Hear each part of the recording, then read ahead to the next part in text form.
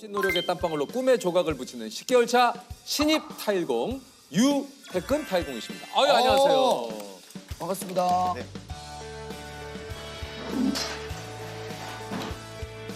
우로 2mm? 여기 오케이.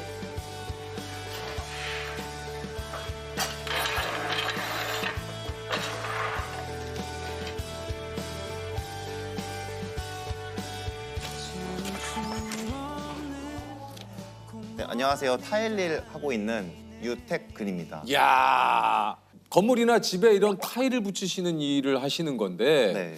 이게 이제 신입이시라는 거죠? 네, 이제 2월 달에 본격적으로 시작을 해서 10개월 차. 네, 어떻습니까? 이 일을 해보시니까? 뒤에서 보면은 기술자들이 하는 걸 보면 정말 쉽게 하거든요. 예. 근데 제가 해보니까 와, 이거 보통 기술이 아니어서 할 때마다 예. 정말 어렵습니다. 아니 근데 이 타일 일이 첫 직장이세요? 첫 직장은 사실 아닙니다. 사실 바이오를 전공해서 바이오요? 네네.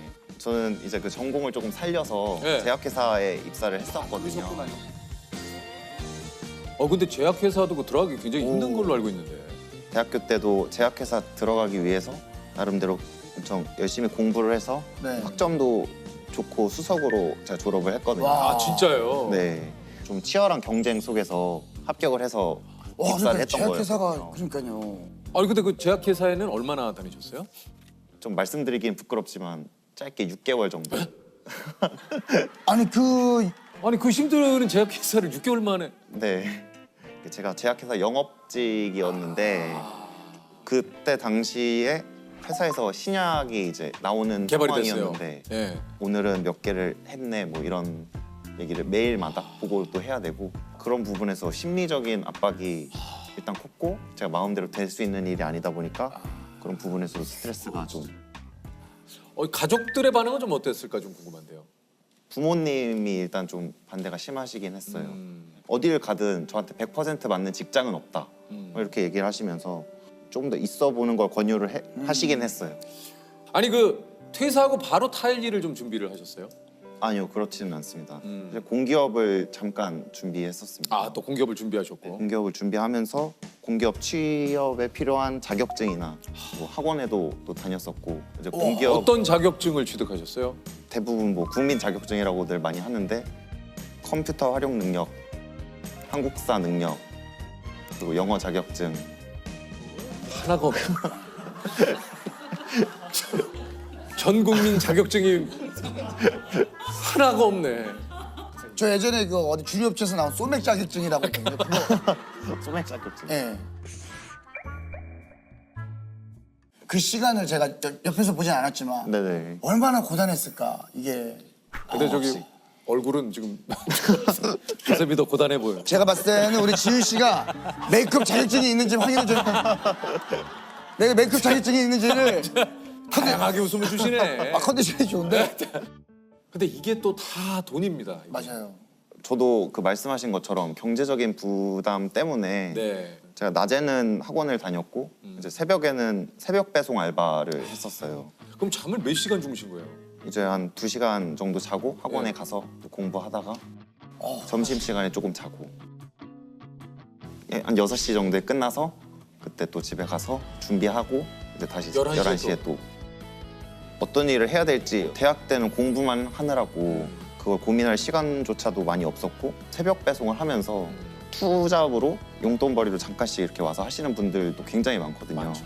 네. 그런 분들한테 진짜 이런저런 얘기도 많이 들어가면서 이제 저도 잠깐 회사에 있었지만 제 자리는 누군가로 쉽게 대체가 되더라고요. 그런 거를 보면서 저는 이제 제 스스로의 가치를 키워서 좀 남들과 대체될 수 없는 사람이고 싶다. 그때부터 제가 오래 할 수 있는 일 그런 부분에서 좀 집중을 했던 것 같아요. 주변 반응이 어땠습니까? 타일공을 하겠다라고 선언을 했을 때. 일단 되게 의아한 게 1순위였던 것 같아요. 그 왜냐면 전공하고는 또 전혀 다른 분야이기 때문에. 네, 몸 쓰는 일을 아예 안 해봤던 것도 있고 현장님 이렇게 얘기가 돼버리는 거죠.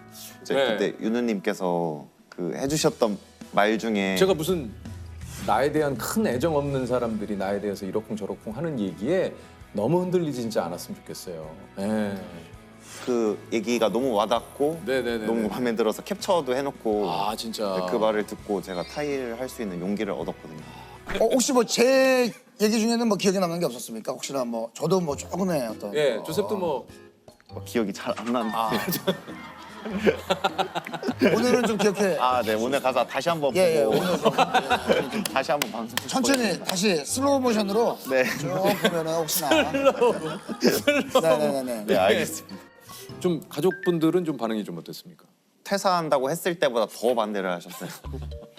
진짜 아예 다른 길을 가려고 하니까 얘가 미쳤나 네. 뭐 이렇게 얘기를 하시기도 하고. 약간 좀 뭐 험한 말 좀 나왔습니까? 네네. 뭐라고? 정신 안 차릴래. 저는 정신 차려서 타일을 한다고 했는데 나는 정신 차리고 타일을 하겠다는 건데 첫 출근한 현장은 좀 어땠습니까? 제가 첫 출근했던 현장이 목동 현대백화점에 오, 있는 예. 현장이었는데 제가 처음이다 보니까 할 줄 아는 일이 없죠. 없잖아요. 그래서 힘쓰는 일 위주로 하고 뭐 타일 박스 까고 하고 날르고 네, 청소하고 이런 네. 거 위주로 했는데 네. 그러다 보니까 시간이 또 빨리 가서 어. 그날은 좀 빨리 퇴근을 몇 했어요. 시에 퇴근했어요? 그날 제 기억으로 2시 정도에 오! 몇 시 출근인데요? 7시 반에 출근. 이거 뭐 왜냐면 이제 오. 고객 여러분들 오픈하기 전에 이제 빨리 네네네. 가서 네네. 작업을 해야 되니까. 네.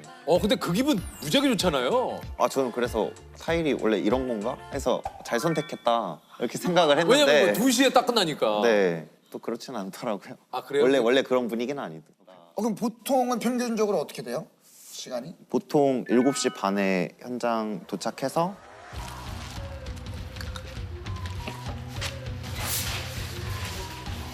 일단 앞착 이렇게 놓을게요. 세통.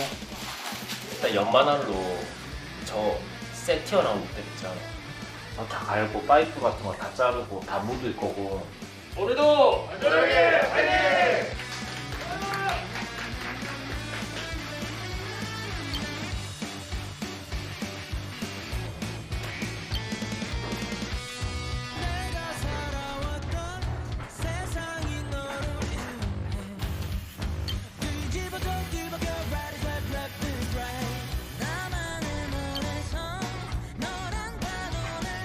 배낭탈이 하고 네.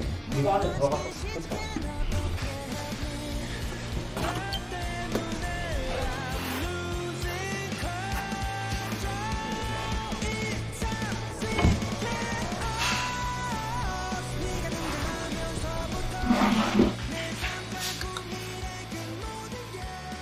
점심은 이제 뭘 드시나요? 배달 음식 먹기도 하고 네. 현장 근처에 있는 식당 가기도 야, 하고. 근데 이게 같은 점심이어도 이거 몸 쓰잖아요. 네. 점심 꿀맛입니다. 맞습니다. 아무리 많이 먹어도 어차피 다 쓸 에너지니까 한 2공기씩 먹어도 예전에 2공기씩 드셨어요? 절대 못 먹어요. 네. 거의 안 먹기도 하고 건너뛰기도 하고. 그러니까 이게 또 달라요. 그렇죠. 네. 어쩔 수 없는 밥이 제일 맛있어요. 양중 무거운 거 양중하고. 근데 집에서 짬뽕을 먹으면 이 느낌이 안 나. 이 약간 섞어보기 위해서 이렇게 먹어줘야 이 느낌이니까. 먼지도 좀 들어가요. 먼지 맛이지 거의 절반은. 집에서도 스커버도 깔고 먹잖아. 그 보통 이제 우리 지금 팀원들도 그런 얘기 물어보실 거 아니에요. 전에 일 해봤어? 뭐 예를 들면 그거는 딱 이제 현장에서 하는 거 보면 답 나옵니다. 그럼 뭐라 그럽니까? 저 몸치라고. 잘 재능 못한다고? 없다고. 네네, 재능 없다고. 재능이 없다고. 그렇게 얘기를 많이 들었었는데 요즘엔 또 에이스로. 10개월 만에 에이스 된 거예요? 네, 그 단계가 있는데 네. 뭐 일을 도와주는 조공 단계, 준 기술자 단계, 이제 기술자 단계 이렇게 3단계로 보통 어떤 단계입니까 지금? 저는 이제 조공에서 그 위로 준기술자 그 사이. 올라가려고 하는 그 사이 10개월 만에 와 이런 것도 있을 것 같아요. 계절에 따라서 또 그때 윤수 씨도 그랬거든요. 겨울에 도배할 때는 진짜 너무 힘들다고.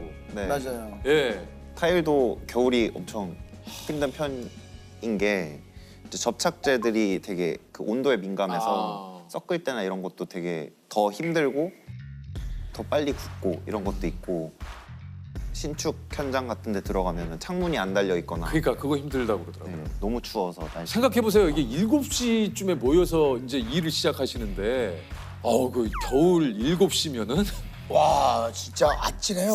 진짜 진짜 와. 진짜 너무 추워서 이게 가만히 있지를 못해. 손이 너무 아파. 손이 아프잖아. 이 끝이 맞습니다. 막. 아우. 그러니까 그거를 몇 시간을 참고 일을 하셔야 되니까. 일할 때는 열이 올라와서 괜찮은데 잠깐씩 쉴 때 그때가 너무 고통스럽고. 몸이 왜냐면 이런 것도 또 얘기를 해주셔야 돼요. 어떤 힘든 점이 있습니까? 일단 처음 시작했을 때는 워낙 온몸의 근육들을 안 쓰다 보니까 근육통. 네, 근육통이 일단 너무 심했고 시멘트 날리고 소음도 되게 심하고 이런 환경들이 적응도 안 되고 작업하다 보면은 글라인더 날이나 이런 게 부러지면서 의도치 않게 다치는 경우가 되게 많거든요.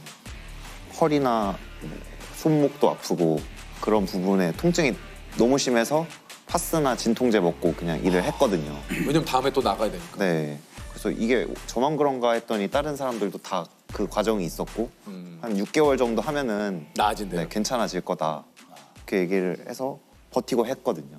그때는. 네, 신기하게도 지금은 괜찮아요. 네, 일하면서 잔 통증 없이 네, 일하고 있습니다. 몸도 더 좋아지지 않았어요, 뭔가? 아무래도 좀 맞죠. 두꺼워지고. 네. 신입이었을 때 일당은 저는 10만 원부터 시작을 했고 이제 팀장님이 이거 해봐라 이렇게 해서 팀장님 마음에 들면 너 합격.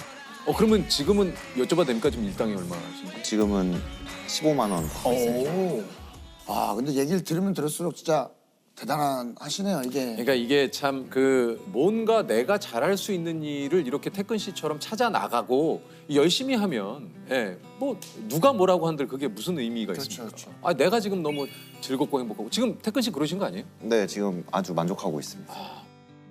현장직이라고 하면 사람들이 대부분 뭐 막노동자, 노가다 이런 식으로 얘기를 많이 하시더라고요. 근데 저는 그렇게 생각하지 않는 게 저희 타일 같은 경우에는 그 1mm의 오차를 줄이기 위해서 노력하고 결과물을 만들기 위해서 항상 노력하는데 그렇게 막노동자, 노가다 이렇게 얘기하시는 거 보면은 조금 마음이 아프긴 하더라고요. 어떤 성인 아주머니가 이제 애한테 하는 말이었는데 저렇게 되기 싫으면 공부 열심히 해라 이런 말을 들은 적이 있거든요. 저도 나름대로 공부를 열심히 해서 이 일을 하고 있는 건데 그렇게 얘기를 하시니까 이게 아닌데 이런 거에 좀 마음이 아팠던 그런 작업복을 입고 식당에 가면은 보통 사람들이 조금 이렇게 거리를 두기도 하고 그런 모습을 보면은 왜 그렇게 생각하실까 이런 생각이 들기는 하죠. 제가 29인데 뭐 지금도 늦다고는 생각을 안 하는데 조금 더 젊었을 때 뛰어들었어도 나쁘지 않았겠다. 무궁한 발전이 있으니까 기술이. 이게 마감이잖아요. 거기서 이제 끝났을 때 보람도 느끼고. 저는 그런 섬세한 작업을 하는 작업자로서 프라이드나 이런 것도 많이 느끼고 월급 받으면서 이제 제 노동의 가치도 같이 그러니까요. 느끼게 되고 돈의 소중함 이런 것도 배우게 되면서 잘 선택했다 이런 생각이 좀 많이 들고 있어요.